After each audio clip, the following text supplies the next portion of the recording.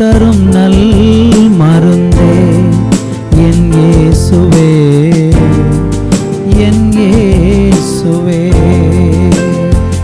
ஜீவன் தரும் நல் மருந்தே என் இயேசுவே, என் இயேசுவே.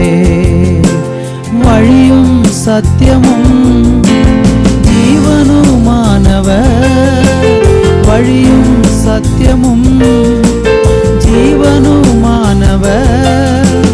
நித்திய ஜீவனை நம்மில் தருபவர், நித்திய ஜீவனை நம்மில் தருபவர். ஜீவன் தரும் நல் மருந்தே என் இயேசுவே, என் இயேசுவே. ஜீவன் தரும் நல் மருந்தே என் இயேசுவே, என் இயேசுவே.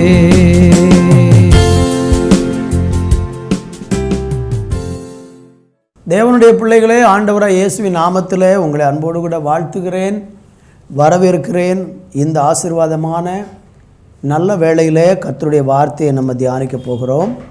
மத்தேயு எழுதின சுவிசேஷம் 11ஆம் அதிகாரம் 28வது வசனத்தை வாசித்து இன்றைக்கு தேவன் நம்மோடு கூட பேசப்போகிற அவருடைய மகிமையான வார்த்தையை நம்ம தியானித்து இன்றைக்கு நம்ம தேவனுடைய சத்தத்திற்கு செவி கொடுப்போம்.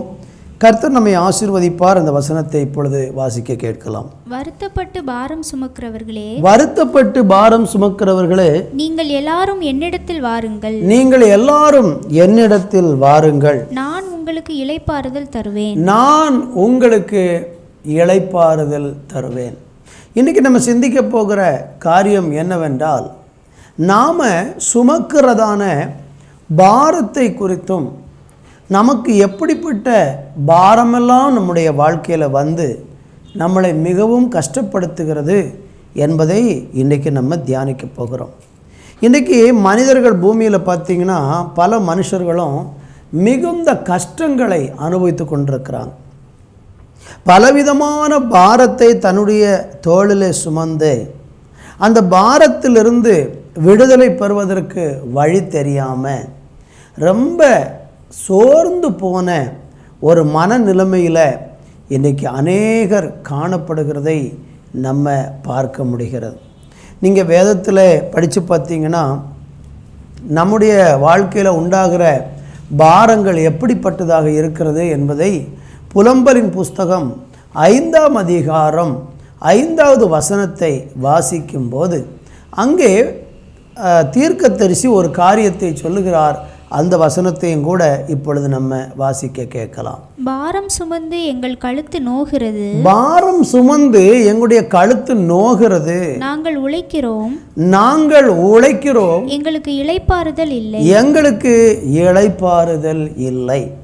நம்ம மத்தேயுல படிக்கும்போது ஆண்டவர் சொன்னார், வருத்தப்பட்டு பாரம் சுமக்கிறவர்களே, நீங்கள் எல்லாரும் என்னிடத்திற்கு வாருங்கள், நான் உங்களுக்கு இளைப்பாறுதல் தருவேன் அப்படின்னு சொன்னார்.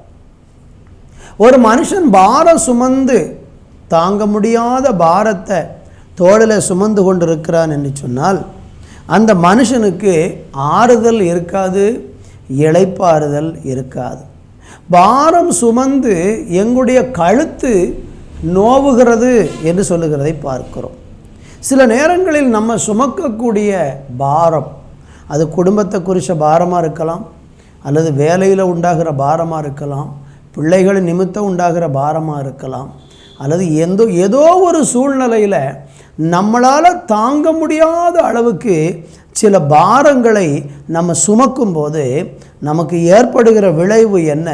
நம்முடைய கழுத்து நோவுகிறது, நம்மளால் சுமக்கவே முடியல, இதுக்கப்புறம் என்னால் ஒரு அடி கூட இந்த பிரச்சனையோடு கூட என்னால் முன்னேறவே முடியாது, என் வாழ்க்கையில் எனக்கு போதும்னு சொல்லி ஒரு விரக்தி உண்டாகிற விதத்தில் இன்றைக்கி அநேகர் தங்களுடைய வாழ்க்கையில் பாரத்தை சுமந்து கழுத்து நோவுகிற அளவுக்கு இன்றைக்கி பாரங்களை சுமந்து கொண்டிருக்கிறாங்க. இன்றைக்கி நீங்கள் கூட அப்படிப்பட்ட ஒரு விதத்தில் மிகுந்த பாரத்தை உங்கள் தோளில் சுமந்து கொண்டு நீங்கள் ரொம்ப கஷ்டப்பட்டு கழுத்து நோவுகிற அளவுக்கு இன்றைக்கி தலைக்கு மேலே பிரச்சனைக்கு மேலே பிரச்சனைகள், போராட்டங்களுக்கு மேலே போராட்டங்கள் உங்களுக்கு வந்து நீங்கள் கஷ்டப்படுகிறீங்க அப்படி சொன்னால் இன்றைக்கி கர்த்தராகிய தேவன் அந்த பாரத்திலிருந்து உங்களை விடுவிக்கிறதுக்கு தான் இன்றைக்கி உங்கள் கூட இன்றைக்கி பேசுகிறார்.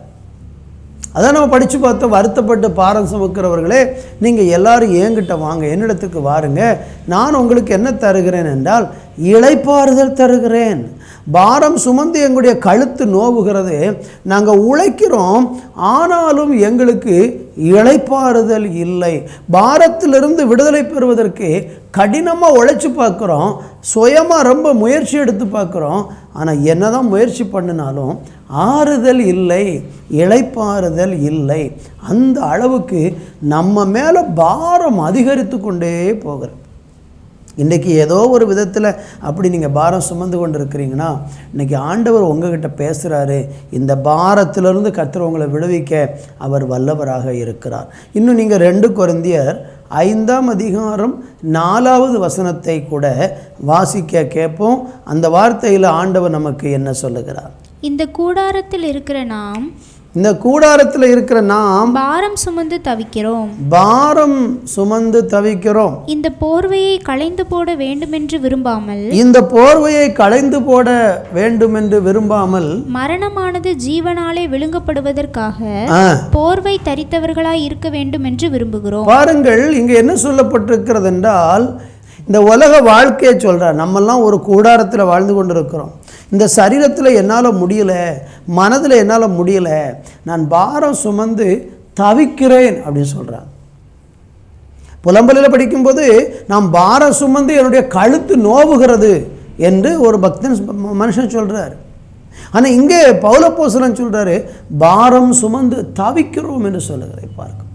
அநேகருடைய வாழ்க்கையில் இந்த பிரச்சனைகள், தாங்க முடியாத பாரம் இருக்கிறதுனால தவிப்பு உண்டாகுது. தவிக்கிறாங்க, ஐயோ என்ன செய்வது, எப்படி இதிலிருந்து விடுதலை பெற போகிறேன், தவிச்சுக்கிட்டு இருக்கிறாங்க. இன்றைக்கி நீங்கள் கூட இந்த பிரச்சனையிலிருந்து விடுதலை பெற்று இந்த பாரமெல்லாம் இல்லாமல் இருதயம் லகுவாகி நான் ரொம்ப ஆறுதலாக ஒரு இளைப்பாறுதலோடு கூட வாழணும் அப்படின்னு நீங்கள் விரும்பி நீங்கள் இன்றைக்கி தவிச்சு கொண்டு இருக்கிறீங்களா? அப்படி ஒரு தவிப்பு இன்றைக்கி உங்கள் வாழ்க்கையில் இருக்கிறது என்றால் தேவன் உங்களுடைய தவிப்புக்கு ஒரு நல்ல பதில் வச்சிருக்கிறாரு. சீக்கிரத்தில் உங்களை நீங்கள் சுமந்து கொண்டிருக்கிற இந்த பாரத்திலிருந்து உங்களை விடுதலையாக்கி ஆண்டவர் உங்களை ஆசீர்வதிப்பேன் என்று வாக்கு பண்ணுறேன். எனவே நீங்கள் கலங்கி போக வேண்டிய அவசியம் இல்லை. கர்த்தருடைய நாம மகிமைக்காக நீங்கள் அவரை விசுவாசிக்கும் போது, நீங்கள் அவரை ஏற்றுக்கொள்ளும் போது, நீங்கள் அவரை பின்பற்றி தீர்மானிக்கும் போது, தொடர்ந்து நான் சொல்லக்கூடிய சில காரியங்களை, வேதத்தின் மையப்படுத்தி சொல்லக்கூடிய சில விஷயங்களை நீங்கள் கை கொண்டு நடக்க உங்கள் வாழ்க்கையில், நம்ம வாழ்க்கையில் அர்ப்பணிக்கும் போது இந்த பாரத்திலிருந்து எப்படி நம்ம விடுதலை பெறலாம் என்பதை தேவன் நமக்கு அழகாக கற்றுக் கொடுக்க போகிறார். எது நமக்கு பாரத்தை உண்டாக்குகிறது என்று நம்ம பார்க்க போகிறோம். நிறைய நேரம் நீங்கள் நினைக்கலாம், இந்த பாரம் எப்படி என் வாழ்க்கையில் வந்துச்சு, இந்த பாரம் இன்னைக்கு நான் அந்த பாரத்தை அனுபவிக்கிற அளவுக்கு எனக்கு ஏன் இந்த பிரச்சனை அப்படி சொல்லி இதுக்கான காரணத்தை முதலாவது அறிந்து கொள்ளணும். ஒரு பிரச்சனை இருக்கிறது என்றால், ஒரு பாரத்தை நீங்கள் சுமக்கிறீங்கன்னா, ஒரு கடினமான பாதையில் நீங்கள் போகிறீங்கன்னா, உங்கள் கழுத்து நோவுகிற அளவுக்கு, நீங்கள் தவிக்கக்கூடிய அளவுக்கு நீங்கள் பாரம் சுமந்து தவிச்சுக்கிட்டு இருக்கிறீங்க, கழுத்து நோவுகிற அளவுக்கு பாரம் சுமக்கிறீங்க அப்படின்னா அதற்கான காரணத்தை முதலாவது கண்டுபிடிக்கணும். இப்போ பாருங்கள், ஒரு வியாதி ஒரு மனுஷனுக்கு இருக்கிறது, மருத்துவர் இடத்துல போகிறான், அவன் போய் சொல்கிறான் எனக்கு வயிறு வலிக்குது அல்லது எனக்கு இந்த பிரச்சனை இருக்குதுன்னு சொன்னோடனே டாக்டர் எல்லாம் விசாரிக்கிறார். விசாரிச்சுட்டு இந்த வேதனை, இந்த வியாதி வருவதற்கான காரணம் என்ன அப்படிங்கிறத டாக்டர் கண்டுபிடிப்பார். உடனே அவர் ரத்தத்தை டெஸ்ட் பண்ண சொல்கிறாரு, அப்புறம் பல டெஸ்ட்டுகள் எடுக்க சொல்கிறாங்க. எடுத்து பார்க்கும்போது தான் தெரிகிறது, இந்த பலவீனத்திற்கு, இந்த வேதனைக்கு இதுதான் காரணம்.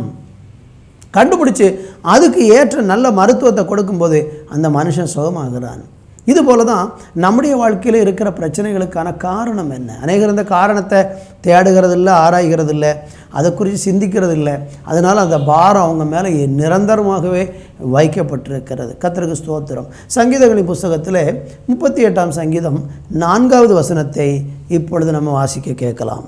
என் அக்கிரமங்கள் என் தலைக்கு மேலாக பெருகிற்று. என் தலைக்கு மேலாக பெருகிற்று.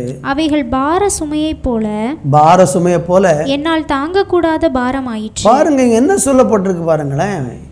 நம்முடைய பாரம் நிறைய விஷயங்களில் நம்ம ரொம்ப பாரம் சுமக்கக்கூடிய அளவுக்கு நம்ம இன்னைக்கு கஷ்டப்படுறோம்னா அதுக்கு ஒரு அடிப்படை காரணம் இருக்கிறது. நம்முடைய பாவம்தான், நம்முடைய அக்கிரமம்தான் நம்முடைய வாழ்க்கையில் பெரிய பெரிய பிரச்சனைகளையும் இன்றைக்கி நம்ம சுமக்கக்கூடிய பல பாரங்களுக்கும் காரணமாக மாறிவிடுகிறது. நீங்கள் உங்கள் வாழ்க்கையை யோசித்து பாருங்கள். இன்றைக்கி நீங்கள் இந்த பாரத்தை சுமக்கிறதுக்கு, இந்த பிரச்சனையில் நீங்கள் இன்றைக்கி தவிக்கிறதுக்கு, இன்றைக்கி தாங்க முடியாத ஒரு சுமையை உங்கள் தலையில் சுமந்து ஐயோ நான் என்ன பண்ணுவேன்னு சொல்லி நீங்கள் தவிக்கிறதுக்கு என்ன காரணம்னு நல்லா யோசித்து பார்த்தீங்கன்னா அதுக்கு பின்னால் பாவம்தான் காரணமாக இருக்கும். இன்றைக்கு விளையாட்டாக செய்யக்கூடிய பாவம் நாளைக்கு நமக்கு சுமையாக மாறிவிடுகிறது, தாங்க முடியாத பாரமாக மாறிவிடுகிறது.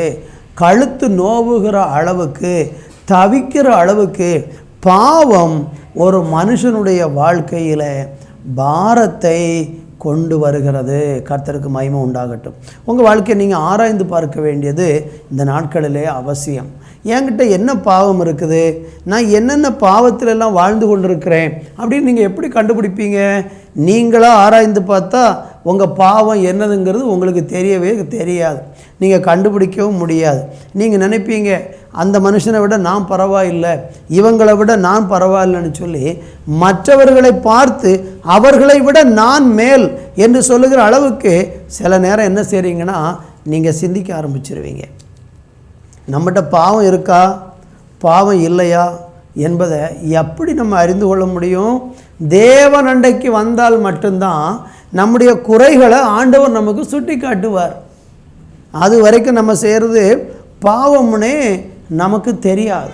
ஸ்தோத்திரம். நீங்கள் வேத புஸ்தகத்தில் பல இடங்கள் அதை பார்க்க முடியும். யோவான் சுவிசேஷம் 4ஆம் அதிகாரத்தில் நீங்கள் படிச்சிங்கன்னா இயேசு ஒரு ஸ்திரீயை சந்திக்கிறார்.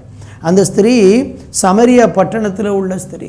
அவள் பல ஆண்களோடு கூட தவறான ஒரு பாவ வாழ்க்கை வாழ்ந்து கொண்டிருக்கிறாள். ஆனால் அவளுக்கு அது பாவமாகவே தெரியலை. ஆனால் இயேசு கிறிஸ்துவை அவள் சந்தித்த போது, ஆண்டவராகி இயேசு அவளோடு கூட பேசின போது, அவள் செய்கிறது பாவம் அப்படிங்கிறத அவள் உணர்ந்து அவள் செஞ்ச தப்பை கர்த்தர் சுட்டி காட்டின உடனே அந்த பாவத்தை விட்டு அவள் மனம் திரும்பி அங்கே இயேசுவுக்கு சாட்சியாக இயேசுவை பின்பற்றுகிறதை நம்ம பார்க்க முடியும். என்னை கவனித்து கொண்டிருக்கிற அன்பான தேவனுடைய பிள்ளைகளே, இன்றைக்கு நம்முடைய பிரச்சனைக்கு அடிப்படையாக இருக்கக்கூடிய காரணம் என்ன? எல்லா பிரச்சனைக்கும் ஒரு அடிப்படை காரணம் இருக்கிறது என்றால் கிட்டத்தட்ட 90% பிரச்சனைகளுக்கும் பாரங்களுக்கும் நம்ம இன்றைக்கி முடியலை தவிக்கக்கூடிய அளவுக்கு படுகிற வேதனைக்கெல்லாம் காரணம் நம்முடைய பாவமாக இருக்கிறது. அப்படின்னா நீங்கள் கேட்கலாம் யார் பாவி அப்படின்னா எல்லாரும் பாவின்னு தான் பைபிள் சொல்லுகிறது. ரோமருக்கு எழுதின நிருபத்தில் 3ஆம் அதிகாரத்தில் நீங்கள் வாசிக்கும்போது என்ன சொல்கிறாரு? 10வது வசனம் சொல்லுகிற அந்தபடியே நீதிமான் ஒருவனாகிலும் இல்லை அப்படிங்கிற. யாருமே நீதிமான் இல்லையா? பூமியில் பிறந்த எல்லா மனுஷனும் எப்படி இருக்கிறாங்க? பாவியாக இருக்கிறாங்க. அதில் 23வது வசனத்தில் படிக்கும்போது, அந்த ரோமர் 3ஆம் அதிகாரம் 23வது வசனத்தில் படிக்கும்போது அங்கே சொல்கிறாரு எல்லாரும் பாவம் செய்து தேவ மகிமை அற்றவர்கள் ஆகி அப்படிங்கிறார். அப்போ பூமியில் பிறந்த எல்லா மனுஷனும் யார் தான்? பாவியாக தான் இருக்கிறான். நம்ம பாவியாக இருக்கிற காலம் வரைக்கும் அந்த பாவத்தோடு சேர்ந்து பாரங்கிற ஒரு விஷயம் கழுத்தை கழுத்து நோவுகிற அளவுக்கு, ஆவியில் தவிக்கக்கூடிய அளவுக்கு ஒரு மனுஷனை இந்த பாவம் பாரத்துக்குள்ளே தள்ளிவிடுகிறது. அவனால் சுமக்க முடியாமல், அவனால் முன்னேற முடியாமல் வாழ்க்கையில் மிகவும் அவன் சோர்ந்து போகிறவனாக மாறிவிடுகிறான். அப்படிப்பட்ட பாரத்தில் இன்றைக்கி பாவத்து நிமித்தம் உண்டாகிற அந்த பாரத்தில் நம்ம இருக்கிறோமா? நமக்கு ஆண்டவர் விடுதலை தர வல்லவராக இருக்கிறார். கர்த்தருக்கு மகிமை உண்டாகட்டும். இப்போ இந்த பாரத்தை நீங்கள் விடுதலை பெறுவதற்கு நீங்கள் உலக பிரகாரமாக சில வழிகளெல்லாம் தேடலாம். சில மனுஷங்கிட்ட போனால் அவங்ககிட்ட பிரச்சனையை சொன்னால் அவங்க நமக்கு பிரச்சனைகளை தீர்த்துருவாங்களா அப்படி சொல்லி நம்ம பிரச்சனைகளை சில நேரம் மனுஷர்கள்ட்ட போய் சொல்லி விடுதலைக்கான வழியை தேடுறோம். ஆனால் அங்கே தீர்வு கிடைக்காது. எண்ணாம புஸ்தகத்தில் 11ஆம் அதிகாரம் 11வது வசனத்தை நீங்கள் படித்து பாருங்கள். அங்கே என்ன சொல்லப்பட்டிருக்கிறது என்றால் ஒரு மனுஷன் நம்முடைய பாரத்தை கட்டாயமாக சுமந்து தீர்த்து நமக்கு உதவி செய்யவே முடியாது. அந்த வசனத்தை வாசிக்க கேட்கலாம். அப்பொழுது மோசே கர்த்தரை நோக்கி நீர் இந்த ஜனங்கள் எல்லாருடைய பாரத்தையும் என் மேல் சுமத்தினதினால் உமது அடியானுக்கு உபத்திரவம் வர பண்ணினது. எனக்கு உபத்திரவம் வந்துட்டு பாருங்க. மோசேயின் இடத்துல இந்த ஜனங்களை எல்லாம் ஆண்டவர் கொடுத்து இவங்களை வனாந்தரத்தில் வழி நடத்த சொன்னார். அப்படி வனாந்தரத்தில் வழி நடத்தும் போது இவங்க பிரச்சனைகள் எல்லாம் கொண்டு வந்து எல்லா மக்களும் தன்னுடைய பிரச்சனைகளை மோசேயின் இடத்துல சொன்ன உடனே அவர் சொல்கிறாரு, இந்த ஜனங்களுடைய பாரத்தையெல்லாம் நீங்கள் என் மேலே சுமத்துறதுனால எனக்கு நீங்கள் உபத்திரவத்தை உண்டாக்கிட்டீங்க ஆண்டவரே. நீங்கள் நினைக்கலாம் சில ஆட்கள்கிட்ட போய் சில மனிதர்கள்ட்ட போய் நம்முடைய பாரத்தை இறக்கி வைக்கலாம், பேசலாம் அப்படின்னு சொல்லி நீங்கள் போனால் எவ்வளோ தான் ஒரு மனுஷன் நம்முடைய பாரத்தை சுமக்க முடியும்? ஏன்னா எல்லா மனுஷனுக்குமே பிரச்சனை இருக்கிறது. அப்படியானால் நான் ஒரு காரியத்தை சொல்லி கடந்து போக விரும்புகிறேன். நம்முடைய பிரச்சனைகளை, நம்முடைய பாரங்களை, நமக்கு ஏற்படக்கூடிய தவிப்புகளை, நமக்கு ஏற்படக்கூடிய கழுத்து நோவுகிற அளவுக்கு இருக்கிற பிரச்சனைகளை, பாரங்களை சுமக்கிறதுக்கு நம்மளை போன்ற ஒரு மனுஷனால் நமக்கு உதவி செய்ய முடியாது. நமக்கு உதவி செய்கிறதுக்கு யார் இருக்கிறார்? நமக்கு பாரத்தை சுமந்து நமக்கு ஒத்தாசை செய்வதற்கு இந்த உலகத்தில் யார் உண்டு என்று பார்த்தீங்கன்னா ஒரே ஒருத்தர் தான். எவ்வளோ பிரச்சனை வந்தாலும், எவ்வளோ பாரத்தை நீங்கள் சுமந்தாலும், அந்த சுமந்த பாரத்தை எல்லாம் உங்களை விட்டு அகற்றி உங்களை என்னையும் ஆறுதல் படுத்தி ஆசீர்வதிக்க ஒரே ஒருத்தர் தான் இருக்கிறார். அவர் யார் என்றால் அவர் தான் ஆண்டவராகிய கர்த்தர். அவர் என்ன சொல்கிறார் பாருங்களேன். சங்கீதங்களில் புஸ்தகத்தில் 55ஆம் சங்கீதம் 22ஆம் வசனம் நமக்கு எல்லாருக்குமே நல்ல ஒரு தெரிஞ்ச ஒரு வேத வசனம். அந்த வசனத்தில் என்ன சொல்லப்பட்டிருக்கிறது? கர்த்தர் மேல் உன் பாரத்தை வைத்துவிடு, அவர் உன்னை ஆதரிப்பார், நீதிமானை அவர் தள்ளாட ஒட்டார் என்று சொல்லப்பட்டிருக்கிறது. கர்த்தர் மேலே மட்டும்தான் நம்முடைய பாரத்தை வச்சு நம்ம விடுதலையாக முடியும். வேறு நீங்கள் எங்கே போனாலும் உங்கள் பாரத்தை நீங்கள் விடுதலை பெற்றது போல தெரியும். ஆனால் கொஞ்ச நேரத்தில் மறுபடியும் அந்த பாரம் உங்களை ஒட்டிக்கொள்ளும், அந்த கவலை உங்களை ஒட்டிக்கொள்ளும், அந்த சுமை உங்கள் மேலே திரும்ப வரும். நீங்கள் இப்போ தான் விடுதலை பெற்றுப்பேன்னு நினைப்பீங்க, மறுபடியும் அந்த பிரச்சனைக்குள்ளே தான் இருப்பீங்க.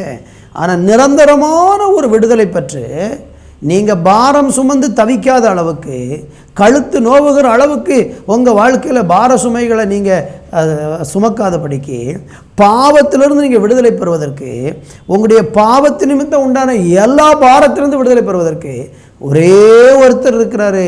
அவர் தான் கர்த்தர். அவர் சொல்கிறார், அவருடைய வார்த்தை சொல்கிறது, கர்த்தர் மேல் உன் பாரத்தை வைத்து விடு. நீங்கள் எவ்வளோ பாரம் சுமந்தாலும் நீங்கள் சுமக்க வேண்டாம், கர்த்தர் மேலே வைங்க அப்படிங்கிறார். அதை நம்ம மத்தேயுல 11:28 படித்தோம் அல்லவா? வருத்தப்பட்டு பாரம் சுமக்கிறவர்களே நீங்கள் எல்லாரும் ஏங்கிட்ட வாங்க. ஆண்டவர் அழைப்பு கொடுத்துருக்கிறார்.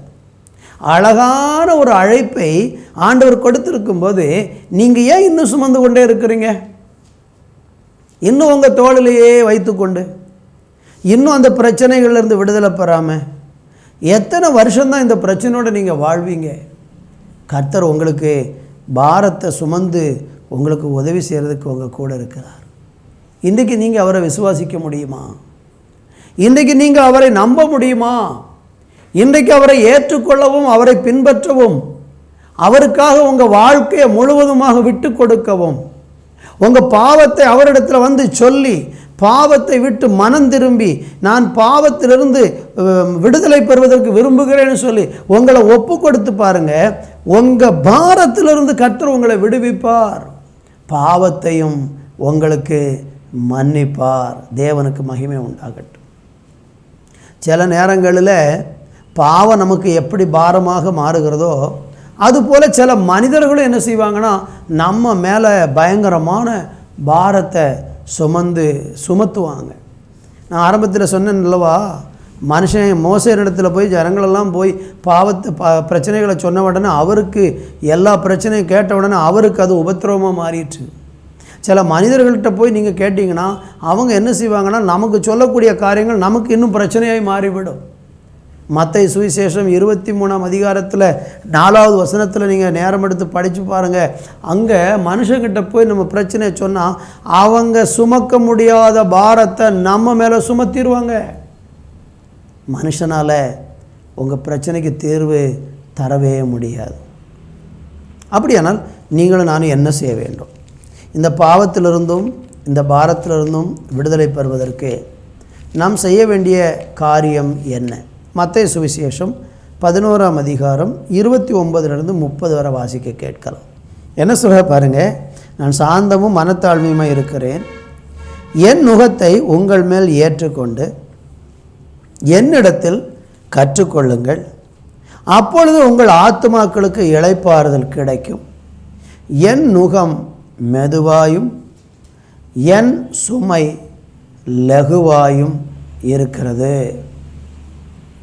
இப்போ ஆண்டவர் சொல்கிறாரு, நீங்கள் பாரம் சுமந்துக்கிட்டு இருக்கிறீங்க, வருத்தப்பட்டு பாரம் சுமக்கிறவங்களே நீங்கள் எல்லோரும் என்கிட்ட வாங்க. என்கிட்ட வந்து என்னை விசுவாசிக்கிறதன் மூலமாக உங்கள் பாவம் மன்னிக்கப்படுகிறது, உங்கள் பாரம் உங்களை விட்டு அகலுகிறது. இப்போ நான் உங்களுக்கு ஒரு புதிய காரியத்தை செய்ய போகிறேன். என்னிடத்தில் கற்றுக்கொள்ளுங்கள், அப்பொழுது உங்கள் ஆத்மாக்களுக்கு இளைப்பாறுதல் உண்டாகும். என் நுகம் மெதுவாகும், என் சுமை லகுவாக இருக்கும் அப்படின்னு சொல்கிறார். இப்போ ஆண்டவர் நம்ம மேலே ஒரு பாரத்தை வைக்க விரும்புகிறார். இதை நீங்கள் சுமக்கிறது உங்களுக்கு லகுவாக இருக்கும், இது உங்களுக்கு ஆசீர்வாதமாக இருக்கும். தேவன் நம்ம மேலே சுமத்துகிற பாரம் என்ன? தேவன் நமக்கு கொடுக்கக்கூடிய ஒரு நுகம் என்ன? அது அவருடைய வார்த்தையாக இருக்கிறது, அவருடைய கட்டளைகளாக இருக்கிறது. நம்ம இஷ்டத்துக்கு வாழ்ந்து கொண்டிருந்தோம், பாவத்துக்கு பின்னால் ஓடிக்கிட்டே இருந்தோம். இதனால் நமக்கு நிறைய பிரச்சனைகள் பாரங்கள் வந்தது. இப்போ ஆண்டவரை ஏற்றுக்கொண்டு நம்முடைய பாவங்களெல்லாம் அறிக்கை செஞ்சு பாவத்திலிருந்து விடுதலை பெற்ற உடனே தெய்வம் நம்மளை ஒரு வழியை காண்பிக்கிறார். இந்த வழியில் நீ கரெக்டாக நடந்துக்கிட்டு, இது உனக்கு கொஞ்சம் கஷ்டம் மாதிரி தெரியும். ஐயோ, கர்த்தருடைய வசனத்தை கை கொண்டு ஒழுங்காக சர்ச்சுக்கு போய் தேவனை ஆராதித்து வீட்டில் உட்காந்து வேதத்தை படித்து பாவத்துக்கு பின்னால் போகாமல் பரிசுத்தமான ஒரு வாழ்க்கை வாழுகிறது ஏதோ உங்களை ஒரு கட்டுப்படுத்துகிற மாதிரி எனக்கு தெரியும். அது உங்களுக்கு ஒரு பாரம் சுப மாதிரி தெரிஞ்சாலும் நீங்கள் கவலைப்படாதீங்க. கர்த்தர் உங்களுக்கு கொடுக்கக்கூடிய அந்த வழிகளை கை கொண்டு நான் இப்படி தான் வாழ போகிறேன்னு சொல்லி உங்களை கட்டுப்பாடோடு கூட வாழ்வதற்கு அர்ப்பணித்து ஒரு ஒழுங்கான வாழ்க்கை வாழ்வதற்கு உங்களை ஒப்பு கொடுக்கும்போது அது உங்களுக்கு ஒரு சின்ன பாரமாக தெரிஞ்சாலும் அது எப்படி இருக்குமா? அது மெதுவாயும் அது லகுவாகவும் இருக்கும் அப்படின்னு ஆண்டவர் சொல்கிறார். என்னை கவனித்து கொண்டிருக்கிற அன்பு தேவனுடைய பிள்ளைகளை, தேவன் நம்ம மேலே ஒரு பாரத்தை சுமத்துறாருன்னா அந்த சுமை நமக்கு ரொம்ப ஆசீர்வாதமாக இருக்கும். எத்தனையோ பேருடைய வாழ்க்கையில் அசுத்தத்திலும் பாவத்திலும் வாழ்ந்து சுமை சுமந்து தவித்து கொண்டு கழுத்தில் நோவுகிற அளவுக்கு நடந்து கொண்டு அநேகர் ஒழுங்கற்ற வாழ்க்கை வாழ்ந்தவர்கள் இயேசுவண்டைக்கு வந்தபோது அந்த ஒழுங்குக்கு உட்பட்டு கர்த்தர் சொல்கிறதெல்லாம் தன்னுடைய தோளில் சுமந்து கொண்டு கர்த்தர் காட்டுகிற பாதையில் அங்கே ஒழுங்காக நடக்க ஆரம்பிக்கும்போது பாரம் இல்லாத லகுவான ஒரு வாழ்க்கை வாழ்வதற்கு அந்த மனுஷனுக்கு கட்டாயமாக உதவி செய்யும். நிறைய பேர் இன்றைக்கி தன்னுடைய வாழ்க்கையில் அப்படிப்பட்ட ஒரு அமைதியான சமாதானமான இளைப்பாறுதல் உள்ள ஒரு வாழ்க்கை வாழ்ந்து இன்றைக்கி ஆண்டவரை மகிமைப்படுத்தி கொண்டிருக்கிறாங்க. இந்த சத்தத்தை கேட்டுக்கொண்டிருக்கிற, இந்த செய்தியை கவனித்து கொண்டிருக்கிற சகோதர சகோதரிகளே, நீங்கள் யாராக இருந்தாலும் பரவாயில்லை. நீங்கள் எப்படிப்பட்ட பாரத்தை சுமந்து பிரச்சனைகளை சுமந்து நீங்கள் இன்றைக்கி தவித்து கொண்டிருக்கிறவர்களாக இருந்தாலும் பரவாயில்லை.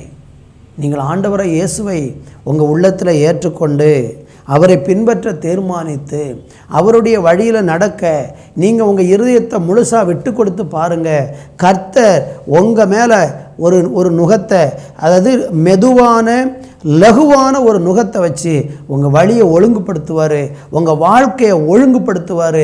உங்கள் வழிகளில் நீங்கள் அவரை சரியாக பின்பற்ற நடக்க ஆரம்பிக்கும்போது பாரமில்லாத ஒரு வாழ்க்கை, கழுத்து நோவுகிறபடிக்குள்ள பாரம், தவிக்கிற ஒரு பாரம், இது எதுவுமே இருக்காது. ரொம்ப ஸ்மூத்தாக அருமையாக இருக்கும். சிலர் என்ன செய்கிறாங்கன்னா, இதெல்லாம் ரொம்ப கஷ்டம், வசனத்தை கைக்கொள்கிறதும் ஆண்டவரை தேடுறதும் ஒழுங்காக நடக்கிறதெல்லாம் ரொம்ப கஷ்டம் அப்படி சொல்லிட்டு இஷ்டம் போல் வாழணும்னு நினைக்கிறாங்க. நான் உங்களுக்கு ஒரு எச்சரிப்பு சொல்ல விரும்புகிறேன். நீங்கள் உங்கள் வழிகளில் இஷ்டம் போல் நடக்கணும்னு நீங்கள் நினச்சி பாவத்திலேயே வாழ்ந்து கொண்டு என் பாரம் என்னை விட்டு போகணும்னு நினச்சா நீங்கள் தலைகீழ நின்னாலும் நீங்கள் போகிற பிரச்சனையிலிருந்து விடுதலை அடையவே முடியாது. பாவத்தில் வாழ்ந்து கொண்டிருக்கிற ஒரு மனுஷனுடைய பாரத்தை கர்த்தர் சுமக்க மாட்டார். நீ வந்து உன் பாவத்தை அறிக்கை செஞ்சு விட்டு மனம் திரும்பி உன் பாரத்தை கர்த்தர் மேலே வச்சுட்டனா அவர் உன்னை சுமப்பார். உன் பாரத்தை உன்னை விட்டு அகற்றி போட்டுருவார்.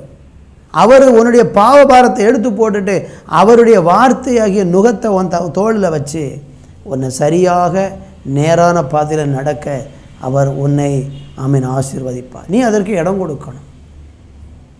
இந்த நுகம் என்று சொல்லும்போது அது இந்த மாடுகளை உழவு செய்யும் போதும் அல்லது மாடுகள் சுமை சுமக்கும் போதும் என்ன செய்வாங்கன்னா அதுக்கு தோளில் கொண்டு போய் அந்த மாட்டு வண்டியை அந்த சுமையை கொண்டு வந்து வைப்பாங்க. அந்த மாடை நீங்கள் பாருங்கள், அது அந்த பாரத்தை கொண்டு வந்து வச்ச உடனே ஓடாது, அப்படியே தலையை தாழ்த்தி கொடுக்கும், நான் சுமக்கிறேன். ஆண்டவர் நம்ம மேலே சில வழிகளை நமக்கு நம்ம இப்படி தான் நடக்கணும்னு சொல்லி ஒரு கட்டளையை கொடுக்க நம்ம மேலே அதை சுமத்தும் போது நீங்கள் அதுக்கு வழங்கி கொடுக்கணும், செவி கொடுக்கணும், கீழ்ப்படியை தீர்மானிக்கணும். பாவம் வேண்டான்னு சொல்லி பழைய மனுஷனை நீங்கள் உங்களை விட்டு அகற்றி இயேசுவுக்கு சாட்சியாக மாறணும். கர்த்தருக்கு மகிமை. இன்னொரு வசனத்தை கூட வாசித்து நான் உங்களுக்காக ஜெபிக்க விரும்புகிறேன்.